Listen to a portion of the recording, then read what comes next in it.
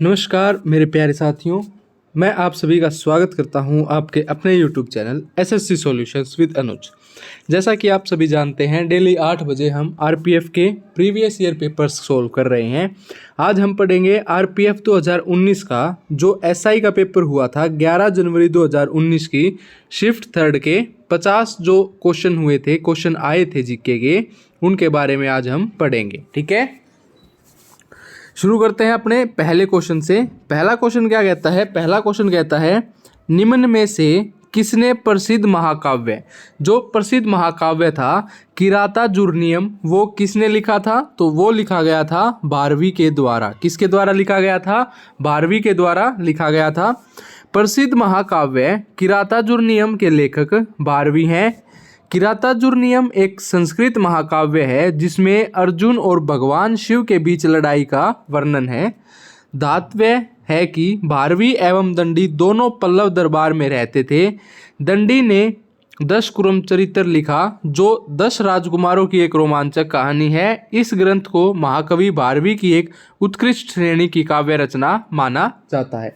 आपने कुछ याद नहीं रखना, बस क्वेश्चन याद रखना है। जो प्रसिद्ध महाकाव्य था किरातार्जुनीयम वो किसके द्वारा लिखा गया था? भारवी के द्वारा लिखा गया था। ठीक है, उसके बाद आता है हमारा question number second. Somdev Devvarman का संबंध किस खेल से है? जो सोमदेव देववर्मन है उनका संबंध टेनिस से है। किससे है? टेनिस से है। सोमदेव किशोर देववर्मन एक पूर्व पेशेवर भारतीय टेनिस खिलाड़ी हैं। उनका जन्म 1985 में गुवाहाटी आसाम में हुआ था और 2011 में अर्जुन पुरस्कार और 18 में पद्मश्री से सम्मानित किया गया था। ये क्वेश्चन अब आपसे नहीं पूछेगा, उस टाइम इसलिए पूछा क्योंकि 2018 में उन्हें पद्मश्री से सम्मानित किया गया और हमारा पेपर हुआ था 2019 में। अब अपना पेपर होगा 2024 में, तो हमसे 2024 के या 2023 के अवार्ड्स जो हैं उनके बारे में पूछेगा। ठीक है भाई। उसके बाद है क्वेश्चन नंबर तीसरा कहता है निम्न में से लोह और इस्पात के कारखाने किस क्षेत्र में सर्वाधिक हैं? जो लोहा है, जो इस्पात है, उसके कारखाने कौन से क्षेत्र में सबसे ज़्यादा हैं? तो छोटा नागपुर का पठार। ठीक है, लोहे और इस्पात के कारखाने छोटा नागपुर के पठार क्षेत्र में सर्वाधिक केंद्रित हैं। लौह इस्पात उद्योग की 2 आधारभूत आवश्यकताएं होती हैं, लौह अयस्क तथा कोयला। छोटा नागपुर का पठार इन दोनों आवश्यकताओं की पूर्ति भली भांति करता है। इसी कारण लौह इस्पात उद्योग छोटा नागपुर पठार के आसपास ही केंद्रित है। ठीक है, यह आपने ध्यान रखना है। उसके बाद क्वेश्चन नंबर 4 कहता है जो संक्रमित कोशिकाएं हैं से अन्य गैर संक्रमित कोशिकाओं की रक्षा के लिए संक्रमित कोशिकाओं कौन सा प्रोटीन स्त्रावित करती हैं? तो अगर मैं बात करूं इंटरफेरॉन की, किसकी? इंटरफेरॉन की। तो संक्रमित कोशिकाएं जो हैं से अन्य गैर संक्रमित कोशिकाओं की रक्षा के लिए संक्रमित कोशिकाएं इंटरफेरॉन नामक प्रोटीन स्त्रावित करती हैं। इंटरफेरॉन कोशिका जंतुओं में वायरस से संक्रमित कोशिकाओं द्वारा स्त्रावित एक ग्लाइकोप्रोटीन पदार्थ है जो इन कोशिकाओं को वायरसों से संक्रमण के विरुद्ध सुरक्षा प्रदान करते हैं। ठीक है, उसके बाद है क्वेश्चन नंबर 5। क्वेश्चन नंबर 5 कहता है जो राज्यसभा है उसके सदस्यों का निर्वाचन का प्रावधान किस देश के संविधान से लिया गया था? तो जो राज्यसभा है, एक बार पढ़ लेते हैं, उसके जो संविधान का स्रोत है वो कहाँ से लिया गया था? भारत संविधान शासन अधिनियम 1935, जो गवर्नमेंट ऑफ इंडिया एक्ट 1935 आया था, उसमें संघीय तंत्र, न्यायपालिका, लोक सेवा आयोग। अगर मैं बात करूँ दक्षिण अफ्रीका की, तो संविधान में संशोधन की प्रक्रिया, राज्यसभा के सदस्यों का निर्वाचन। ठीक है, फ्रांस की अगर हम बात करें गणतंत्रात्मक व्यवस्था, प्रस्तावना में स्वतंत्रता, समता और बंधुताओं के आदर्श। और अगर मैं ब्रिटेन की बात करूं तो संसदीय शासन, विधि का शासन, विधायी प्रक्रिया, एकल नागरिकता। ये आपने याद रखने हैं। ये एक इम्पोर्टेंट टॉपिक है पॉलिटिका, सोर्सेज ऑफ कॉन्स्टिट्यूशन, कौन से सोर्स किस कॉन्स्टिट्यूशन से लिए गए थे। उसके बाद क्वेश्चन नंबर 6 कहता है समर यूथ ओलंपिक 2018 की मेजबानी किस देश ने की? तो ये उस टाइम पे की थी अर्जेंटीना ने। किसने की थी? अर्जेंटीना ने की थी। गंगा एक्शन प्लान की शुरुआत किस वर्ष में की गई? जो गंगा एक्शन प्लान है उसकी शुरुआत 1886 में की गई। गंगा एक्शन प्लान 1985 में तत्कालीन भारतीय प्रधानमंत्री कौन थे? राजीव गांधी। आपसे पूछ सकता है 1985 में प्रधानमंत्री कौन थे? राजीव गांधी थे। या आपसे ये भी पूछ सकता है कि जो गंगा एक्शन प्लान आया था उस टाइम पे प्राइम मिनिस्टर कौन थे? राजीव गांधी द्वारा शुरू किया गया था, लेकिन इस प्लान को पूर्णतः 14 जनवरी 1986 में लागू किया गया था। गंगा की सफाई का विचार 1979 में भारत सरकार द्वारा प्रारंभ किया गया। गंगा एक्शन प्लान को 1985 में केंद्रीय प्रदूषण नियंत्रण बोर्ड द्वारा गंगा नदी के व्यापक सर्वेक्षण के बाद शुरू किया गया।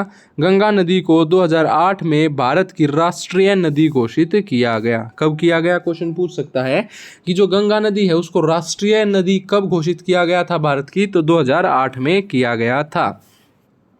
उसके बाद अगला क्वेश्चन आता है क्वेश्चन नंबर 8। क्वेश्चन नंबर 8 कहता है जो मद्रास राज्य है उसका नाम बदलकर तमिलनाडु किस वर्ष में किया गया?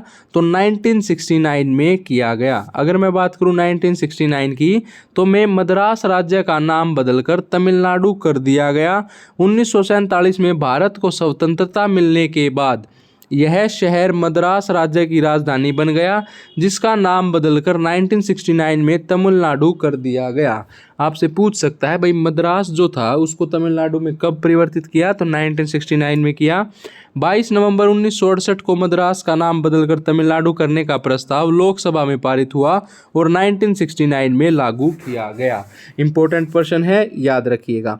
उसके बाद है जो खिलजी वंश हैं उनके संस्थापक कौन था? तो अगर मैं बात करूं जलालुद्दीन खिलजी, सबको जला देता था इसलिए इसने खिलजी वंश की स्थापना की। याद रखो, सबको जलाई तो खिलजी। खिलजी वंश का संस्थापक जलालुद्दीन खिलजी था, जिसने 1290 से लेकर 1296 तक शासन किया।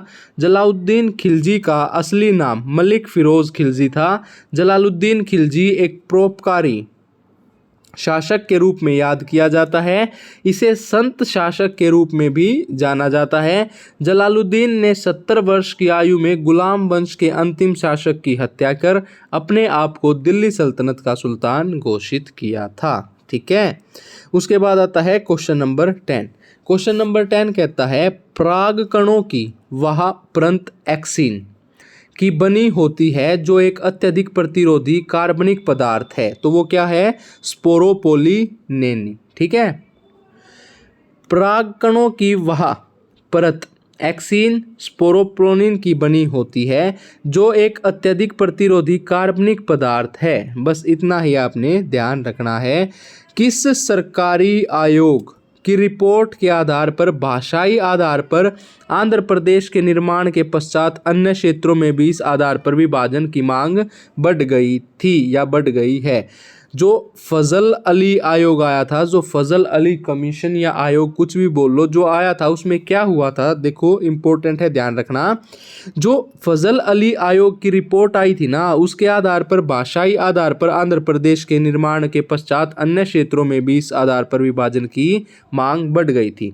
फजल अली आयोग, जिसे राज्य पुनर्गठन आयोग के रूप से भी जाना जाता है, इस आयोग का गठन 1953 में विभिन्न राज्यों की मांगों पर विचार करने के लिए किया गया था। फजल अली आयोग के अन्य सदस्य थे हृदयनाथ कुंजरू और के.एम. पानिक्कर। ठीक है। उसके बाद है चिपको मूवमेंट। चिपको आंदोलन किसके विरुद्ध था? तो किसके विरुद्ध था? जो पेड़ों की कटाई थी, जो वनों की कटाई थी, उसके विरुद्ध था चिपको आंदोलन। अगर मैं बात करूं चिपको आंदोलन की, एक अहिंसक आंदोलन था जो वर्ष 1973 में उत्तराखंड के चमेली जिले में शुरू हुआ था। आपसे पूछ सकता है चिपको मूवमेंट कहाँ शुरू हुआ था? चमेली जिले में शुरू हुआ था।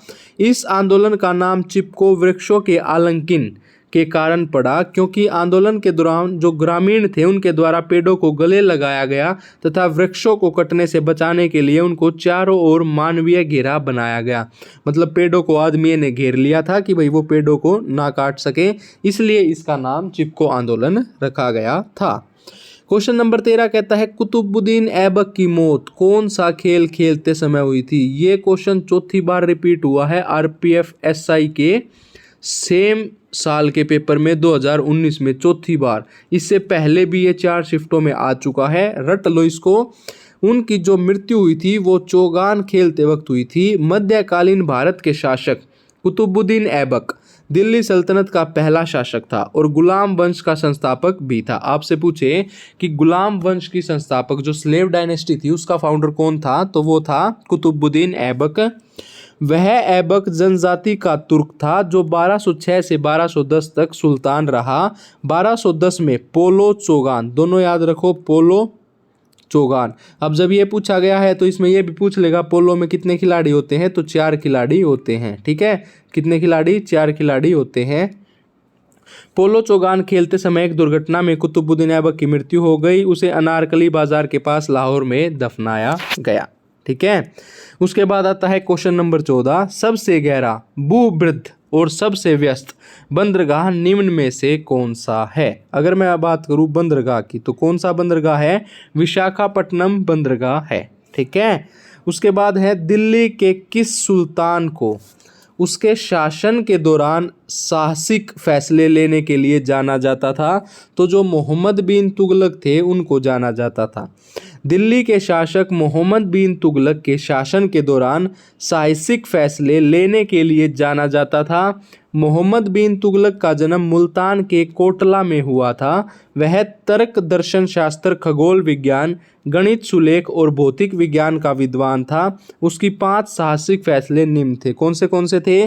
दोआब में कर की वृद्धि, टोकन मुद्रा का आरंभ, कराचील अभियान, राजधानी स्थानांतरण और खुरासन अभियान। उसके बाद है जीडीपी। जीडीपी क्या होता है? ग्रोस डोमेस्टिक प्रोडक्ट होता है। भारत में जीडीपी का निर्धारण किसके द्वारा किया जाता है? तो ये केंद्रीय सांख्यिकी कार्यालय जो है उसके द्वारा किया जाता है। जीडीपी का मतलब है ग्रोस डोमेस्टिक प्रोडक्ट या सकल घरेलू उत्पाद, और यह किसी देश के भीतर एक समय अवधि के दौरान उत्पादित सभी अंतिम वस्तुओं और सेवाओं के कुल मौद्रिक मूल्य का प्रतिनिधित्व करता है। भारत में जीडीपी सकल घरेलू उत्पाद का निर्धारण केंद्रीय सांख्यिकी कार्यालय द्वारा किया जाता है।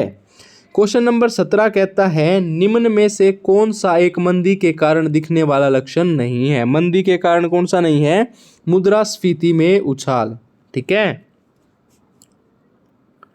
उसके बाद आता है क्वेश्चन नंबर 18। क्वेश्चन नंबर 18 कहता है मंदिरों में स्थापत्य में गोपुरम का क्या अर्थ है? अगर मैं बात करूं गोपुरम की तो उसका अर्थ है द्वार। गेट को क्या कहते हैं? गोपुरम कहते हैं। एक बार ये पढ़ लीजिए, हिंदू मंदिर के निम्न भाग होते हैं। अगर आपको बोला जाए गर्भगृह, उसका क्या अर्थ है? तो यह प्रारंभिक मंदिरों में एक छोटा सा प्रासकोष्ठ होता था। इसमें प्रवेश के लिए एक छोटा सा द्वार होता था। ठीक है, आपसे मंडप पूछा जाए, मंडप अर्थात मंदिर का प्रवेश कक्ष जो कि काफ़ी बड़ा होता था। इस मंडप की छत आमतौर पर खंभों पर टिकी होती थी। अगर आपसे विमान पूछा जाए तो जो पूर्वोत्तर काल में इन पर शिखर बनाने जाने लगे, जिसे उत्तर भारत में शिखर और दक्षिण भारत में विमान कहा जाने लगा। और गोपुरम या गोपुर क्या होता है? अभी आपने ऊपर पढ़ ही लिया। ठीक है, उसके बाद आता है क्वेश्चन नंबर 19। क्वेश्चन नंबर 19 बोलता है सामान्य कानूनी अधिकारों के लिए आदेश जारी करने की शक्ति किस न्यायालय के पास होती है? तो अगर मैं बात करूं उच्च न्यायालय की, सुप्रीम कोर्ट की, तो ये सुप्रीम कोर्ट के पास होती है। ठीक है, भारतीय संविधान के अनुच्छेद 226 के तहत उच्च न्यायालयों को मौलिक अधिकारों या किसी अन्य विधिक कानूनी अधिकारी को परिवर्तन के लिए अपने अधिकार क्षेत्र के भीतर किसी भी व्यक्ति को रिट जारी कर सकता है। देखो भाई, अगर मैं बात करूं आर्टिकल 32 की, तो आर्टिकल 32 क्या करता है? सुप्रीम कोर्ट में रिट जारी करता है। आर्टिकल 32 क्या करता है? जो सुप्रीम कोर्ट है उनकी रिट जारी करता है। आर्टिकल 226 क्या करता है? जो हाई कोर्ट है उनकी रिट जारी करता है। बस आपने इतना याद रखना है। ठीक है, उसके बाद है क्वेश्चन नंबर 20। क्वेश्चन नंबर 20 कहता है निम्न में से कौन सा रेगिस्तान दक्षिणी अमेरिका में स्थित है? तो अगर मैं बात करूं पेंटागोनियन मरुस्थल, कौन सा रेगिस्तान है? पेंटागोनियन रेगिस्तान या पेंटागोनियन मरुस्थल दक्षिणी अमेरिका के दक्षिणी भाग में स्थित एक तटीय रेगिस्तान है जो अर्जेंटीना और चिली के बीच फैला हुआ है। यहाँ के जीव जंतु में लामा, गुआनाको, नांदू, पेंगुइन, आर्माडिलो और शेर जैसे प्राणी शामिल हैं। ठीक है, उसके बाद है क्वेश्चन नंबर 21। क्वेश्चन नंबर 21 बोलता है लंबी दूरियों के मापन के लिए मापन विधि का उपयोग किया जाता है। जो लंबी दूरियां होती हैं तो उसमें समानांतर विधि का उपयोग किया जाता है। लंबी दूरियों के मापन के लिए समानांतर विधि का उपयोग किया जाता है। इस विधि में एक वस्तु के दो बिंदुओं के बीच की दूरी को उसके समानांतर भुजाओं के अनुपात में निर्धारित किया जाता है। ठीक है।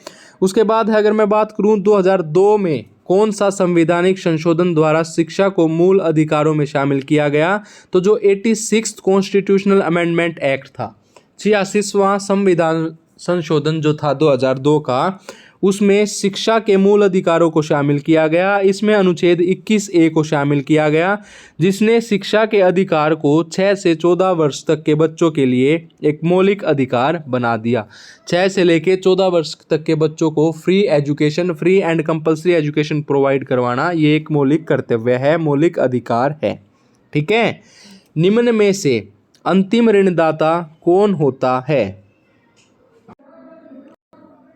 अगर मैं बात करूं भारतीय रिजर्व बैंक की, तो भारतीय रिजर्व बैंक क्या होता है? एक अंतिम ऋणदाता होता है। आरबीआई, भारतीय रिजर्व बैंक अंतिम ऋणदाता होता है। इसकी स्थापना 1 अप्रैल 1935 को की गई। आपसे पूछ सकता है इसकी स्थापना कब हुई? 1935 में हुई। बैंकों के लिए एक बैंकर के रूप में रिजर्व बैंक अंतिम ऋणदाताओं के रूप में कार्य करता है। उसके बाद है विजयालय, जो चोल वंश का संस्थापक था, वह पहले सामंत था। क्या था वो? पल्लवों का। ठीक है। विजयालय चोल, जो चोल वंश का संस्थापक था, वह पहले पल्लवों का सामंत था। चोलों 8 से 12वीं शताब्दी को भारत के दक्षिणी क्षेत्रों में सबसे लंबे समय तक शासन करने वाले राजवंशों में से एक के रूप में याद किया जाता है। अगर मैं बात करूं मृदा संरक्षण की किस विधि के द्वारा रेत के टीलों के निर्माण और रेगिस्तानों के स्थिरीकरण में योगदान मिलता है, तो अगर हम बात करें क्वेश्चन नंबर 25 की, तो जो मृदा संरक्षण है उसकी जो छायादार कृषि विधि के द्वारा रेत के टीलों के निर्माण और रेगिस्तान के स्थिरीकरण में योगदान मिलता है। वनस्पति लगाने से हवा और पानी का प्रभाव कम हो जाता है, जिससे रेगिस्तान के स्थिरीकरण में मदद मिलती है। उसके बाद है क्वेश्चन नंबर 26। स्वतंत्र भारत का, इंडिपेंडेंट इंडिया का पहला गवर्नर जनरल कौन था? तो अगर मैं बात करूं लॉर्ड माउंटबेटन, ये क्या थे? पहले गवर्नर जनरल थे। अगर आपसे इंडियन पूछा जाएगा तो आप किसका नाम लोगे? इंडियन पूछा जाएगा तो सी राजा गोपालाचारी। ठीक है। स्वतंत्र भारत का पहला गवर्नर जनरल लॉर्ड माउंटबेटन था। वह 1947 से 1948 तक भारत के गवर्नर जनरल के रूप में काम किया। वह ब्रिटिश भारत का अंतिम वॉइसरॉय भी था। ठीक है। अगर मैं बात करूं 1 जनवरी 2015 की, तो निम्न में से किस सरकारी निकाय का नाम बदलकर नीति आयोग किया गया? तो किसका किया गया? योजना आयोग का। सभी को पता है प्लानिंग कमीशन जो कब शुरू हुआ था? 1951 में शुरू हुआ था। हर 5 साल में 5 साल के लिए वो चलता था, तो उसका नाम बदल दिया गया, उसको एक तरीके से हटा दिया गया और नीति आयोग लाया गया। योजना आयोग का नाम 1 जनवरी 2015 को बदलकर नीति आयोग कर दिया गया। योजना आयोग की स्थापना 15 मार्च 1950 में की गई थी। नीति आयोग के अध्यक्ष प्रधानमंत्री होते हैं। ठीक है। दिए गए किन्हीं 2 माध्यमों में एक माध्यम का आपतित कोण दूसरे माध्यम के अपरिवर्तित कोण के 90 डिग्री होने पर वह क्या कहलाएगा? क्रांतिक कोण कहलाएगा। ठीक है। क्रिटिकल एंगल कहलाएगा।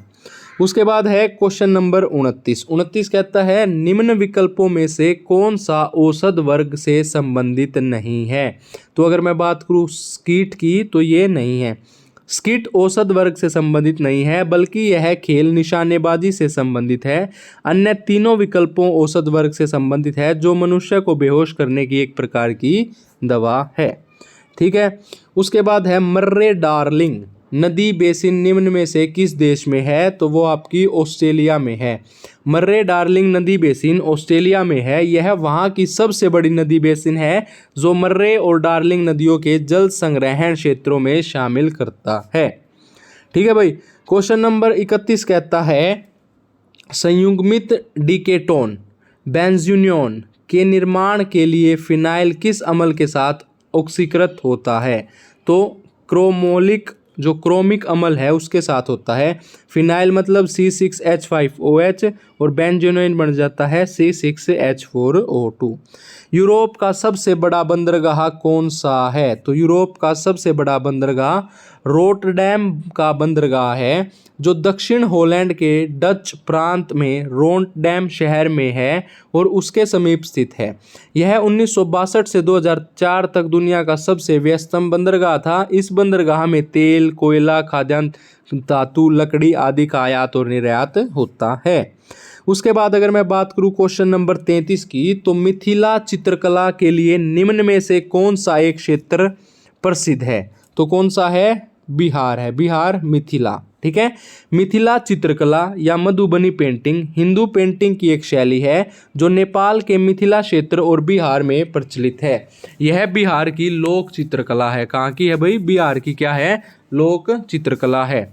उसके बाद आता है अपने पास क्वेश्चन नंबर 34 क्वेश्चन कहता है, मध्यकालीन भारत में दीवान ए अर्ज किसे कहा जाता था? तो ये कहा जाता था सैन्य विभाग को। दीवान ए अर्ज सल्तनत काल में सैन्य विभाग था। इसका कार्य सैनिकों की भर्ती करना, सैनिकों और घोड़ों को रखना, रसद की व्यवस्था करना, सेना का निरीक्षण करना और सेना की सजावट की व्यवस्था करना था। इसकी स्थापना भाई साहब गयासुद्दीन बलबन ने की थी, ये आपने ध्यान रखना है। अगर मैं बात करूं भारतीय खेलों का मक्का के रूप में किस संस्थान को जाना जाता है? तो जो नेताजी सुभाष चंद्र बोस थे उनका एक नेशनल इंस्टीट्यूट ऑफ स्पोर्ट्स है पटियाला में, उसको जाना जाता है। उसके बारे में पढ़ लेते हैं। Netaji Subhash national institute of sports Patiala को भारतीय खेलों का मक्का कहा जाता है। इसकी स्थापना वर्ष 1961 में शुरू हुआ था। 23 जनवरी 1973 को इस संस्थान का नाम नेताजी सुभाष राष्ट्रीय खेल संस्थान कर दिया गया। उसके बाद है भाई साहब क्वेश्चन नंबर 36 कहता है, बॉल्क लाइन, जो बॉल्क लाइन है शब्द का संबंध किस खेल से है? बॉल्क लाइन जो है वो कबड्डी से संबंधित है। ठीक है। यह एक प्राचीन भारतीय खेल है। कबड्डी का नाम तमिल शब्द काईपिडी से लिया गया है जिसका अर्थ है हाथ पकड़ना। ठीक है।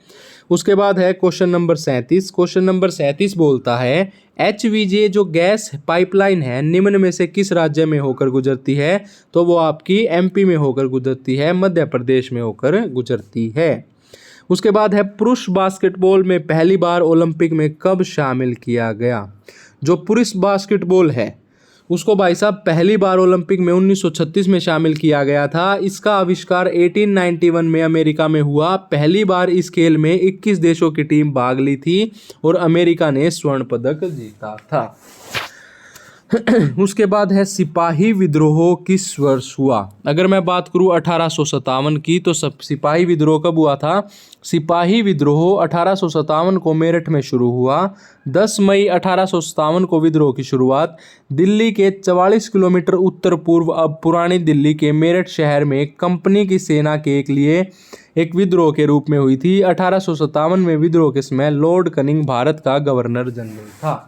ठीक है। उन्होंने सिपाही विद्रोह किया तो लॉर्ड कनिंग ने क्या कर दिया? उन्हें निकाल दिया। आप ऐसे याद रख लो। ठीक है। उसके बाद है मताधिकार की आयु। जो मताधिकार है, जो वोटिंग एज है, उसको 21 से घटाकर 18 वर्ष किस संशोधन में किया गया? कौन सा कॉन्स्टिट्यूशनल अमेंडमेंट एक्ट आया था जिसके द्वारा 21 साल से घटाकर वोटिंग की एज 18 कर दी गई? तो वो आया था 61वां संविधान संशोधन, जो कि 1988 द्वारा 21 वर्ष से घटाकर 18 वर्ष कर दी गई। मतदान की आयु 21 वर्ष से घटाकर 18 वर्ष करने वाले प्रधानमंत्री राजीव गांधी जी थे। ठीक है। क्वेश्चन नंबर 41 कहता है, अल्पसंख्यकों को किस अनुच्छेद के अंतर्गत शिक्षण संस्थान खोलने और उनके प्रशासन को संभालने का अधिकार प्राप्त है? तो जो आर्टिकल 30 है, अनुच्छेद 30 है, उसमें ऐसा बोला गया है। क्वेश्चन नंबर 42 कहता है, भारत का आधिकारिक आवास मूल्य सूचकांक HPI किसके द्वारा निर्धारित किया जाता है? तो राष्ट्रीय आवास बैंक के द्वारा निर्धारित किया जाता है। ठीक है। उसके बाद है क्वेश्चन नंबर 43। चंद्रगुप्त मौर्य किसकी मदद से नंद को पराजित करने में सफल हुआ था? जो चाणक्य थे, जिनका नाम कौटिल्य भी बोला जाता है, उनकी मदद से हुआ था।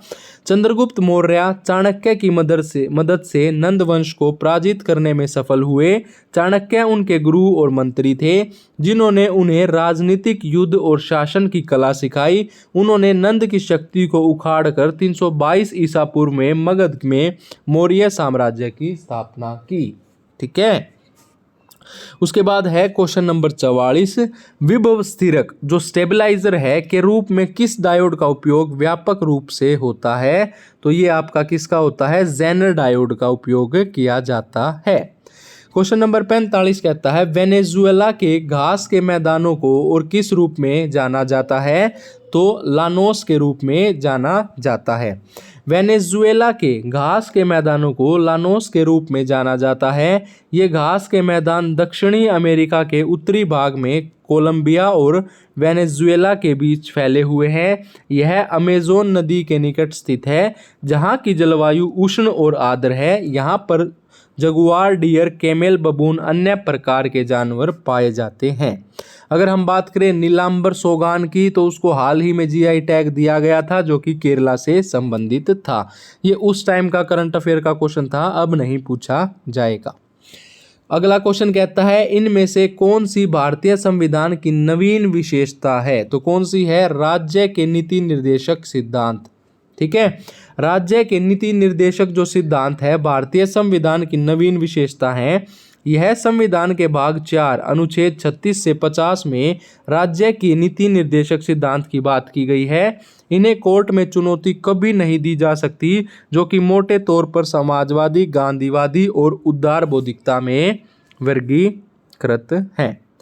उसके बाद क्वेश्चन नंबर 48 बोलता है अनियमित प्रतिरोध के मापन के लिए निम्न में से किस परिपथ का उपयोग किया जाता है? तो व्हीटस्टोन ब्रिज। किसका किया जाता है? व्हीटस्टोन ब्रिज का किया जाता है। क्वेश्चन नंबर 49 बोलता है निम्न में से कौन सा अंग आयनों को नियंत्रित कर रक्त प्लाज्मा को अत्यधिक अम्लीय अथवा क्षारीय होने से बचाता है? तो कौन सा बचाता है? वृक्क जिसे कहते हैं, जिसे किडनी कहते हैं, वो बचाता है। ठीक है, अब आता है हमारा आज का लास्ट क्वेश्चन। निम्न में से किस तत्व में धात्विक और अधात्विक दोनों विशेषताएं पाई जाती हैं? तो जो मेटलॉइड्स होते हैं, क्या होते हैं? मेटलॉइड। उनमें वे तत्व जिनमें धातु तथा अधातु दोनों के गुण पाए जाते हैं उन्हें उपधातु कहते हैं या मेटलॉइड कहते हैं, जैसे कि Baron, silicon, germanium, arsenic, antimony और ट्यूलेरियम, पोलिनियम। ये 7 धातु हैं, आपने ध्यान रखनी है। ठीक है, ठीक है भाई, आज की वीडियो अपनी यहीं ख़त्म होती है। अगर आपको वीडियो अच्छी लगे तो वीडियो को ज़्यादा से ज़्यादा शेयर कीजिए, वीडियो को लाइक कीजिए और हमारे YouTube channel SSC solutions with Anuj को सब्सक्राइब कीजिए। धन्यवाद।